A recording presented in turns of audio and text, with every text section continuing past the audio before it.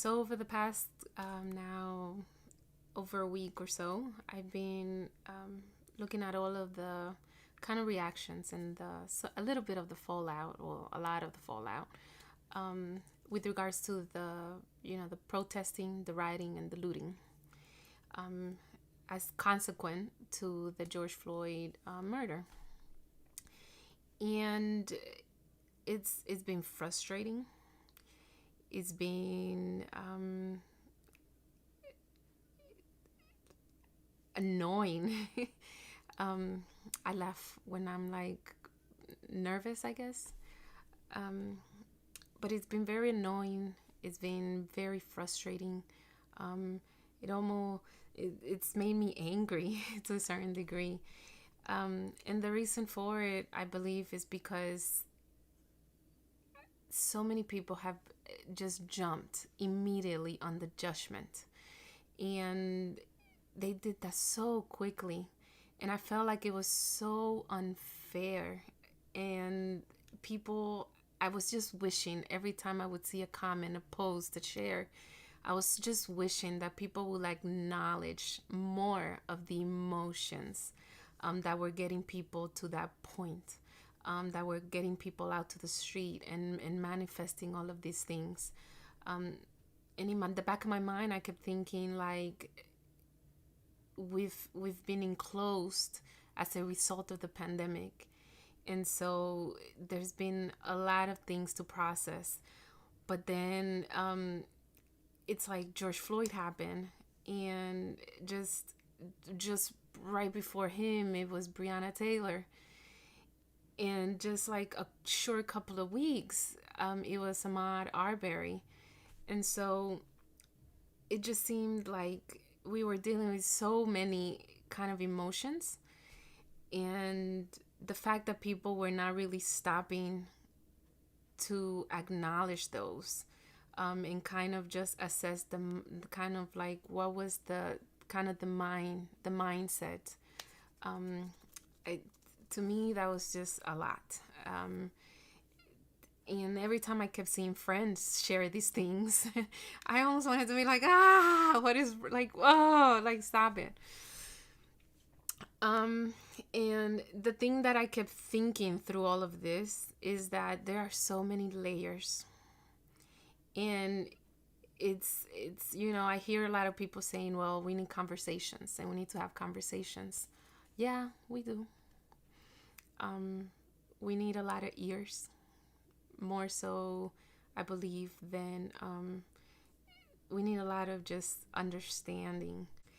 And I say understanding because understanding doesn't necessarily require agreement, but it demands acknowledgement. And acknowledgement is what we can need. Now, within all the layers of racism and injustice, a lot of us have stories that we can tell. A lot of us are telling stories. And so just one of the stories that I will share is how, I guess I would say, quite frankly, when politics got personal for me. I'm Dominican, but I walk around with the kind of with the assumption that I'm black. People automatically assume I'm black anywhere I go. And so I'm always in this place of, but wait, but I'm Dominican. And always trying to make the clarification, not because I feel any sort of negative way with the being identified as black or African American, but just because black has so many faces. And so for that reason, and that reason alone, whenever I feel necessary, will I clarify that. But in 2016, a group of friends of mine were sitting around and we were eating ice cream, out of all things. It was a Sunday after church, and we just went for ice cream. And we were sitting in this was in Houston. And so we were sitting in kind of in an open area, open space, family friendly environment. And there were maybe 5 of us, females and males. And so, out of all things, we were just talking about our family dynamics. And there were a couple of us from, me Dominican, there was a Mexican, a Guatemalan, there was a Puerto Rican, um, and there was, I believe, another Mexican with us as well. And so we're sitting around the table eating our ice cream, and as we're talking about like how we were raised and how we had so many similar experiences, from like strict parents to how they enforced curfew to how they were like, don't talk to boys, to kind of all the expectations that they laid on us. And although from different places, we all sort of had the same upbringing. And as we're sitting there and we're going on and on about, like, oh, well, my dad and my mom and my siblings and my sister and all of this, we were just talking in Spanish. It's like the most natural thing for us to do. It's innate. Spanish is just like our go. It's my go-to. That's just it. I was born and raised speaking Spanish. And so then out of the blue, I see this gentleman out of the corner of my eye, and he's sitting kind of like the next table over. And as he's sitting there, he is like kind of nodding along. And I kind of see him as like, he's kind of like, he's light skinned. He was just white looking, but we're in Houston, and it's like Houston is known to be one of the most diverse cities in the United States.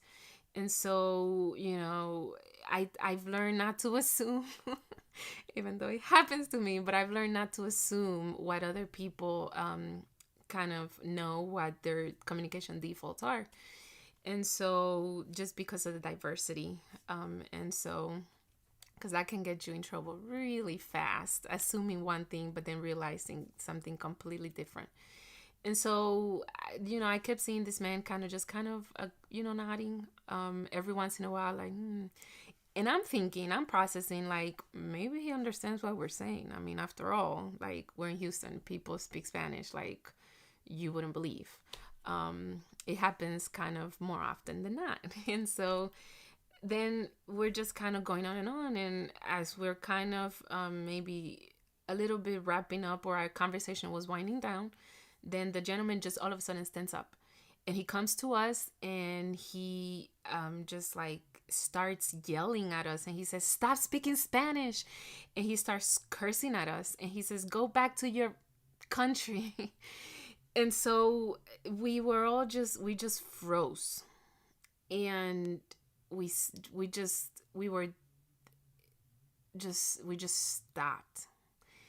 And at that moment, it's kind of hard to think of, like, well, what do you do, And so I remember just one friend, one of my male friends, he stood, and he just stood quiet, silent, just kind of just kind of stood tall, and just kind of letting the gentleman know with his presence to just walk away.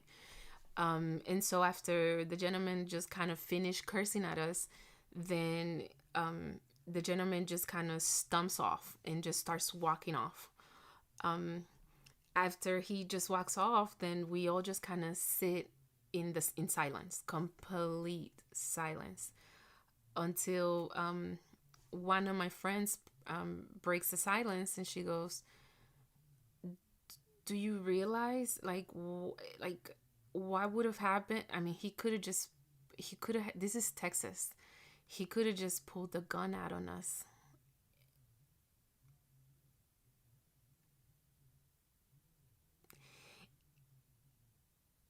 And after that, nobody said anything. We just kind of sat, kind of like in awe. And it's kind of hard to process. um, because we're just sitting eating ice cream on a Sunday after church. And so, ah, 2016, it was, it got personal. It just got personal. Um, I've grown up in a family where my dad loves talking politics, Dominican politics. He can talk Dominican politics all day long. And so I grew up seeing how um, politics just creates this tension and this when argument starts and people start discussing ideals, um, it, it it's uncomfortable, right? And so it's one of those taboos, right? Don't talk politics. Just like maybe don't approach religion too closely in some circles. Um, but after experiencing that, I have to say that I was always aware that I was always a diversity factor. Anywhere I went, I was very aware and conscious that I was the diversity factor. Immediately I would enter a room, there was diversity. And I was almost proud of that. However, after those type of incidents, and after kind of witnessing something like that firsthand, it's hard not to walk into a group setting and scan the room to see what the room is made up of. I am hyper aware what the proportions are of maybe of white and color people in the room. I do it whether I'm at church. I do it whether I'm just out and about, and I'm just hyper aware because it this has been an underlying thing, but it's been so emboldened. And knowing that I walk around with people assuming what I am, where I fit, just because of the way I look, it it makes me walk around with a certain awareness at all times. So seeing how people react to some of these things,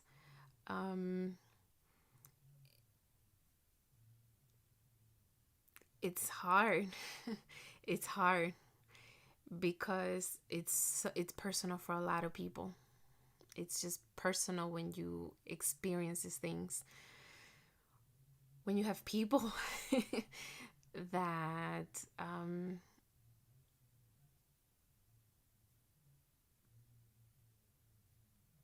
just completely disregard. No. When people express such hatred, rejection, it's hard. It's hard. It's hard to look at everybody the same. I have a lot lovely white friends.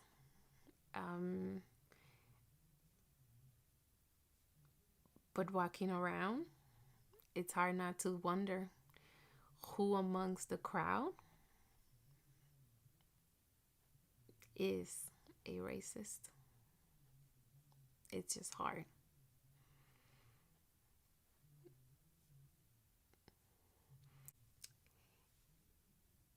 And And although it's hard, I'm hopeful. Um, but I'll say this, that the the one the only thing I could muster to post, um, after kind of finding out about George Floyd, and the horrific um, manner of his death, and kind of seeing all of what was going on around that. Um, the only thing that kept coming to mind is, blessed are those that hunger and thirst for justice, for they will be satisfied. And that's my source of hope, because the only thing that I kept thinking is, I may not see the human solution in sight, but I hold on to that promise. And so I'm hopeful. Um, my experience is not the same as a lot of people. Um, can compare to a lot of other things, but it is one.